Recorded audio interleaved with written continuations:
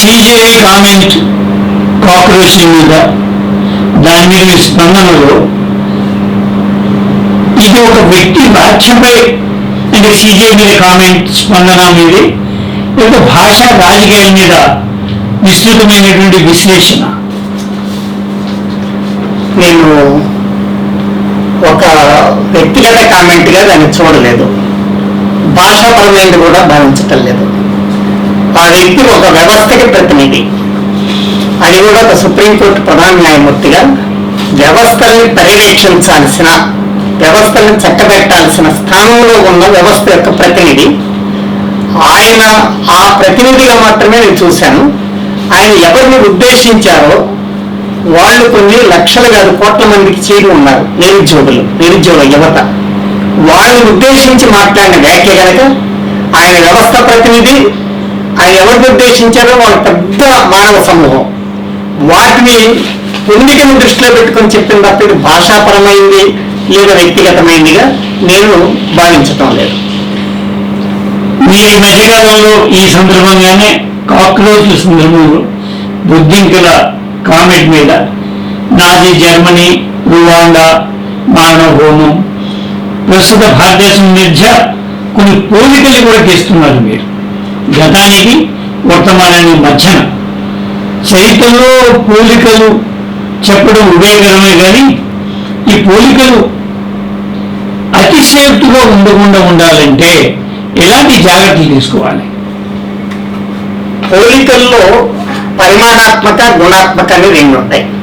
గుణగణాలు, గుణము అంటే క్వాలిటీ, గణము అంటే క్వాంటిటీ. గుణగణాలని ఉంటాయి.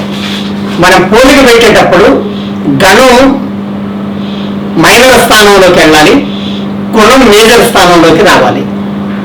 గుణంలో పోలికలు ఉంటే మనం మాట్లాడతాం, అయినా గణంలో తేడాలు ఉంటాయి, క్వాంటిటీలో తేడా ఉంటాయి.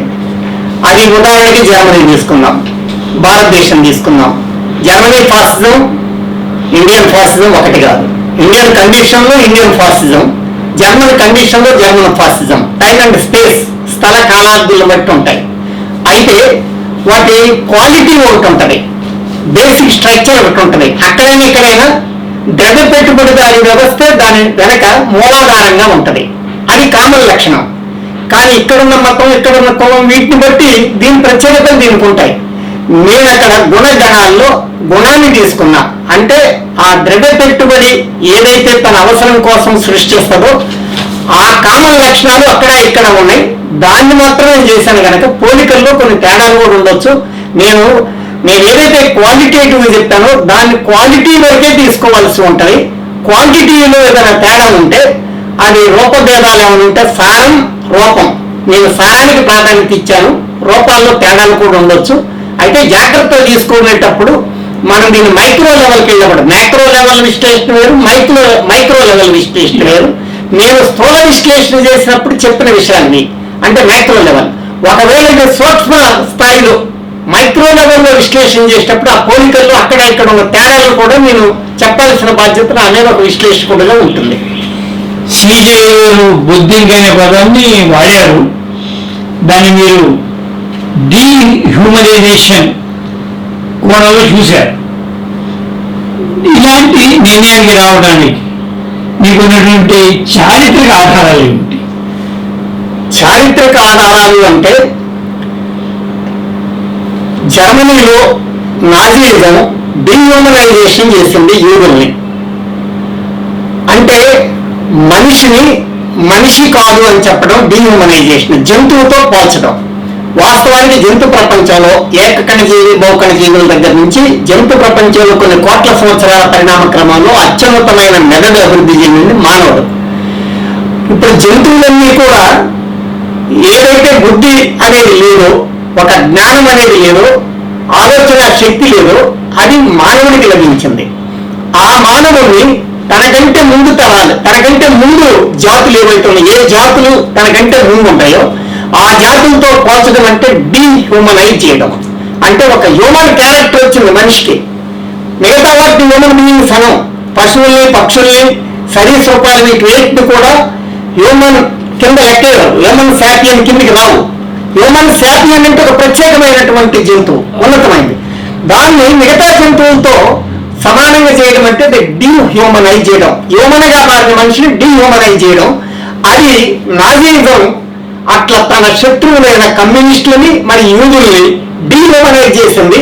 వాళ్ళు చంపదలుచుకున్నారు. పిచ్చి కుక్క సిద్ధాంతం ఏదైతే ఉందో దాన్ని అమలు చేయదలుచుకున్నప్పుడు డీహ్యూమనైజ్ చేస్తారు. ముందు సైకలాజికల్ గా, మానసికంగా మిగతా ప్రజలందరిలో వాళ్ళని డీహ్యూమన్ చేశాక పశువులతో సమానం అన్నాక పశువుల్ని ఎలా చూస్తారో మానవ జాతి వాళ్ళు కూడా అలా చూస్తారు కనుక మానవ జాతి నుంచి వేరు చేస్తారు కనుక దాన్ని డీహ్యూమనైజేషన్ అది చారిత్రకంగా హిట్లర్ నాజీ పార్టీ జర్మనీలో అవలంబించింది. దాన్ని నేను దాంతో పోల్చాను. మీరు ఎక్కడ కూడా సిజేఐని ఫాసిస్ట్ అనలేదు, కానీ ఆయన వ్యాఖ్యల వల్ల ఒక సామాజిక రాజకీయ కొత్త పరిణామాలకు ఇది సంకేతం అనేటువంటి మాట అయితే వాడారు. ఈ రెండింటి మధ్య తేడా మీరు ఎట్లాగా చూస్తారు? సిజేఐ ఏదైతే కామెంట్ చేశాడో నిరుద్యోగ యువతని బొద్దింకలు పరాణజీవులతో పోల్చారు. ఒకవేళ వ్యక్తికి వ్యక్తికి మధ్య స్నేహ సంబంధాలతో పోరా గాడిద, పోరా ఎడవ, పోరా కుక్క అని మాట్లాడేది అది వ్యవస్థలకి మధ్య కాదు, అది వ్యక్తికి వ్యక్తికి. డానీ గారు ప్రసాద్ని ఒక ఫ్రెండ్షిప్ తో జోక్గా నీవన్నీ పలానా లక్షణాలు ఉన్నాయి, పలానా జంతువు లక్షణాలని నన్ను అన్నారు. అది మన ఇద్దరి మధ్య మాత్రమే సంబంధం, అది వ్యవస్థల మధ్య కాదు, విధానాల మధ్య కాదు, ప్రాతినిధ్యాల మధ్య కాదు. కనుక అవి వాటిని అందులో హ్యూమర్ని తీసుకోవాలి, జోక్స్ ని తీసుకోవాలి. అది మనుషుల మధ్య స్నేహాన్ని పెంచడానికి కూడా దారితీస్తుంది. ఒకవేళ స్నేహం ఎక్కువయ్యి ప్రసాద్ డానీ గారిని ఒక్కొక్కసారి జంతువులు క్రిమికీటకాలతో పోల్చి జోకులు వేసుకున్నా కూడా అది హ్యూమర్ గా మారి హాస్యంగా మారి ఆ హాస్యం వారి మధ్య స్నేహాన్ని పెంచుద్దు తప్ప అది తగ్గించదు. అంత స్నేహానికి అది ప్రతిబింబంగా మారుద్ది. కానీ ఇక్కడ ఆయన వ్యవస్థ ప్రతినిధి, సుప్రీంకోర్టు చీఫ్ జస్టిస్ అనేవారు ఆయన ఒక వ్యవస్థకి ప్రతినిధి. ఆయన బాధ్యతాయుతమైన స్థానంలో ఉన్నారు, బాధ్యతాయుతంగా మాట్లాడాల్సిన స్థానంలో ఉన్నారు.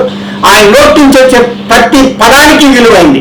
ఒకవేళ తన ఇంట్లో, తన కుటుంబంలో ఏదో తన బంధుమిత్రుల మధ్య స్నేహపూరితంగా ఎక్కడైనా డిన్నరో పార్టీలో చేసుకునేటప్పుడు మాట్లాడితే ఆయన కూడా వ్యక్తిగతంగానే పోతుంది. కానీ ఆయన బెంచ్ మీద ఉండి ఒక అధికార స్థానంలో ఉండి అధికార హోదాలో మాట్లాడారు కనుక దాన్ని మనం జోక్గా నాన్ సీరియస్ గా తీసుకునే విషయం కాదు.